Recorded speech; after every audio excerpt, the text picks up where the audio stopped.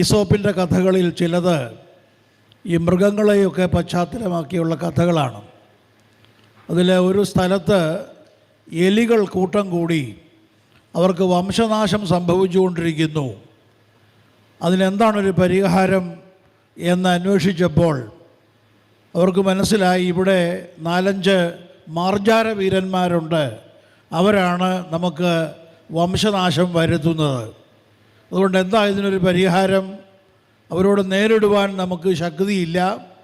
അതുകൊണ്ട് ഈ പൂച്ചയുടെ കഴുത്തിൽ ഒരു മണി കെട്ടിയിട്ടാൽ അത് നമ്മളെ പിടിക്കാൻ വരുമ്പോൾ നമുക്ക് മുന്നറിയിപ്പ് കിട്ടും, നമുക്ക് ഓടി രക്ഷപ്പെടാം.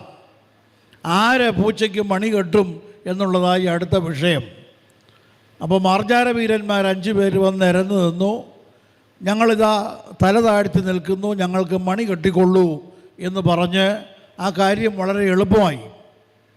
എന്നിട്ടും എലികൾക്ക് വംശനാശം സംഭവിച്ചുകൊണ്ടിരിക്കുന്നു. അപ്പോൾ അതിൻ്റെ കാരണം വീണ്ടും അവർ അന്വേഷിച്ചപ്പോൾ ആണ് മനസ്സിലായത്, വളരെ വിദഗ്ധമായി ഈ മണിയുടെ നാക്കുകളെല്ലാം അഴിച്ചു മാറ്റിയിരിക്കുന്നു മാർജാര വീരന്മാർ. അതുകൊണ്ട് അവർ പതിവ് പോലെ അവരുടെ ആക്രമണം തുടർന്നുകൊണ്ടേയിരുന്നു. എലികൾക്ക് വംശനാശം സംഭവിച്ചുകൊണ്ടുമിരുന്നു. മണിയുടെ ശബ്ദം കേൾക്കാതിരിക്കത്തക്കവണ്ണം നാക്ക് അഴിച്ചു മാറ്റി വംശനാശം വരുത്തുന്ന ഒരുപാട് ശക്തികൾ അഴിഞ്ഞാടുന്ന ഒരു ലോക ജീവിത സാഹചര്യമാണ് ഇന്നുള്ളത് എന്ന് ഓർമ്മിപ്പിക്കുവാനാണ് ഞാൻ ആ കഥ ഓർത്തെടുത്തത്. അത് സമൂഹത്തിലുണ്ട്, സഭയിലുണ്ട്, രാഷ്ട്രീയത്തിലുണ്ട്, സാഹചര്യങ്ങളിലെല്ലാം ഉണ്ട്. So we need to be much careful regarding that. വളരെ സൗമ്യമായി ശബ്ദകോലാഹലങ്ങളില്ലാതെ നമ്മെ വശീകരിച്ച് സ്വന്തമാക്കുന്ന ഒരുപാട് ശക്തികൾ, ലഹരിക്കെതിരെയുള്ള പ്രചാരണങ്ങളും ആഹ്വാനങ്ങളുമെല്ലാം ധാരാളം നമ്മൾ കേൾക്കുന്ന സമയമാണ്. ലഹരി മരുന്ന് അപ്പാടെയൊന്നും അല്ല കൊടുക്കുന്നത്. ഐസ്ക്രീമിനകത്തും മുട്ടായിക്കകത്തുമൊക്കെ ലഹരി മരുന്ന് കയറ്റി അത് വളരെ സ്വാദിഷ്ടമായ വിധത്തിൽ കൊടുത്ത് കുഞ്ഞുങ്ങളെയൊക്കെ നശിപ്പിക്കുന്ന ഒരു വലിയ ദുഷ്പ്രവണത വർദ്ധിച്ചു വരുന്ന സമയമാണ്. കർത്താവിൻ്റെ പുനരുത്ഥാനത്തിൻ്റെ വലിയ പെരുന്നാൾ കഴിഞ്ഞിരിക്കുന്ന സമയമാണല്ലോ. നിങ്ങൾക്ക് ഞാൻ ഹോംവർക്കായിട്ട് തരികയാണ്. യോഹന്നാൻ്റെ സുവിശേഷം 20-ാം അധ്യായം, 21-ാം അധ്യായം, ലൂക്കോസിൻ്റെ സുവിശേഷം 24-ാം അധ്യായം.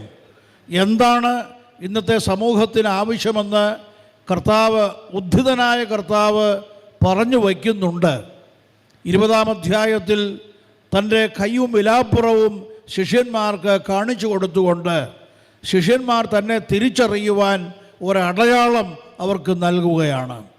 തൻ്റെ കയ്യിലും വിലാപ്പുറത്തുമുള്ള മുറിപാട് മാനവ സമൂഹത്തിൻ്റെ രക്ഷയ്ക്കു വേണ്ടി താൻ ഏറ്റെടുത്ത ത്യാഗത്തിൻ്റെ പ്രതീകമാണ്.